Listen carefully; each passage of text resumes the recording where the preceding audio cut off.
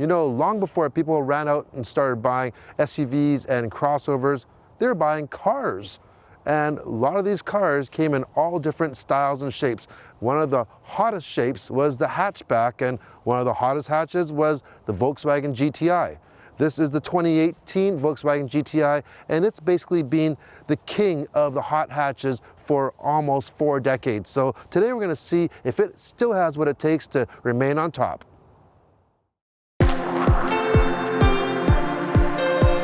The latest GTI is based on the Mark 7 Golf, built on Volkswagen's global MQB platform.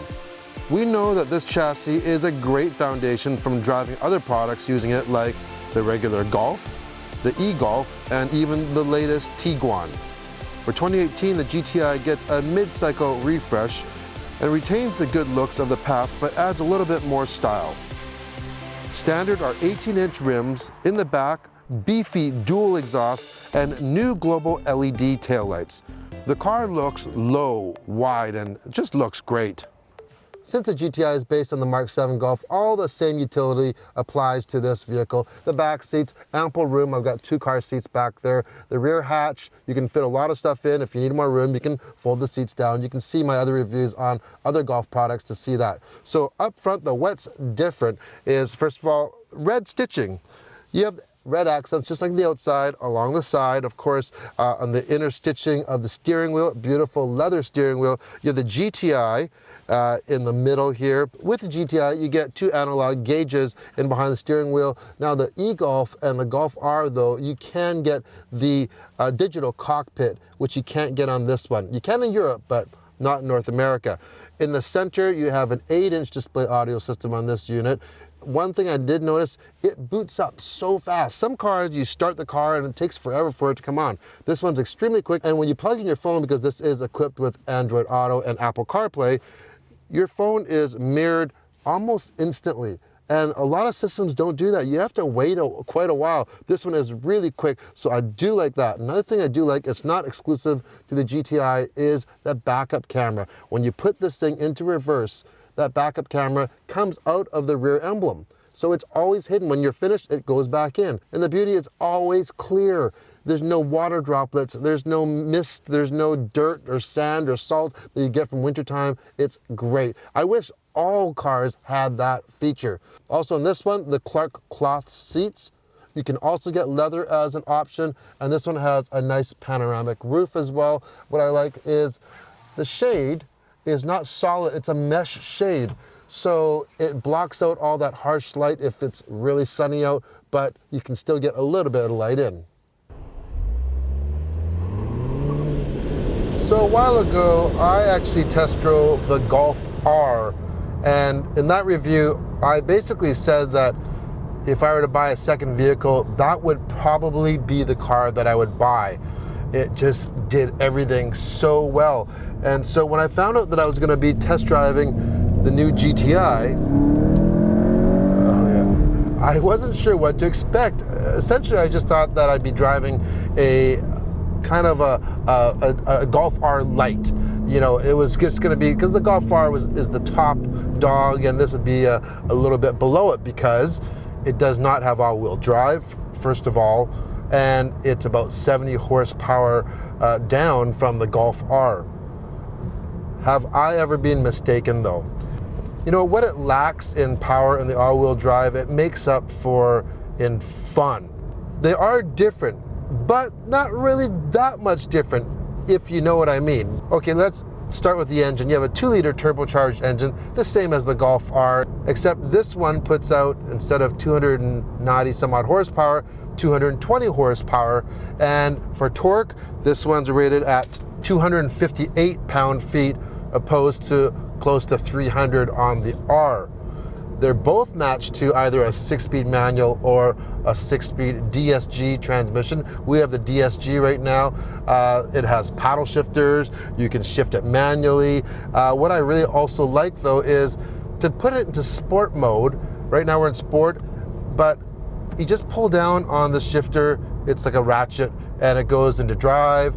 So you're just cruising around. Now that keeps the revs low and it saves fuel. So you want a little bit more oomph to pass, or just keep that car in that meaty range is you just pull it down and it goes into sport mode in the transmission. Also in the drive mode selector, you have Eco, Normal, Sport, or Custom. So what's 220 horsepower like? If you keep it around, let's say about 2,500 RPM, which the sport mode in the transmission does a fine job of, it keeps you in the meaty area, but because there is off the line, right from a dead stop, there is a little bit of turbo lag from the turbo, but it doesn't last long. As you know, you push it, but you might get some wheel spin. We'll talk about that in a second. But as soon as you start getting traction, that's about when that turbo lag, it's non-existent. So we're doing 60 kilometers an hour, about 2,500 RPM. And so if we were wanting to pass someone right now or something like that, we would just press down on the pedal.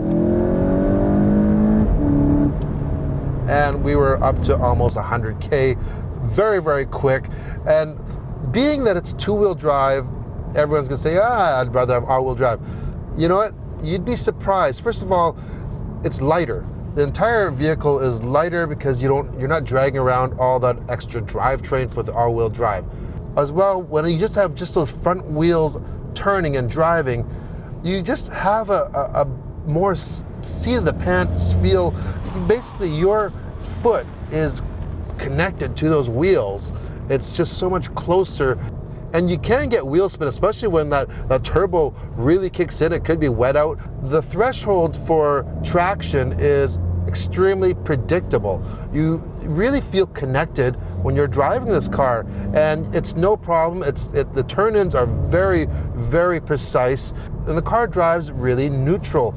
Not a lot of understeer for a front-wheel drive car. And what I like is if you do get a little bit understeer, all you do is you just squeeze that pedal, and even if your tires are spinning, and it'll just pull you right through. The brakes on the new GTI are carried over from the Golf R, and you also get a electronically controlled limited slip differential in the front. The GTI gets a sport tune suspension, while the Golf R gets the dynamic chassis control, the adaptive suspension.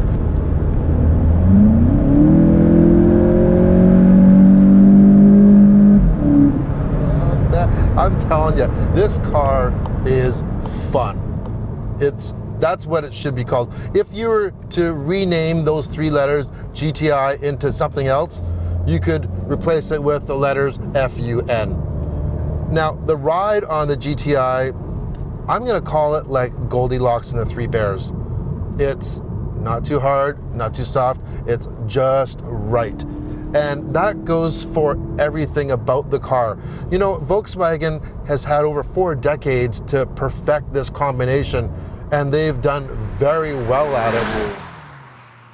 After driving this GTI for a week, I could honestly say this thing is near perfect. Why is it not perfect? Oh, there's one small thing. Well, maybe a big thing. That's the price. You see, when you load up a GTI, it could really creep up there in price. This one's just shy of $39,000 Canadian, which is only a few $1,000s off of the base starting price of the Golf R.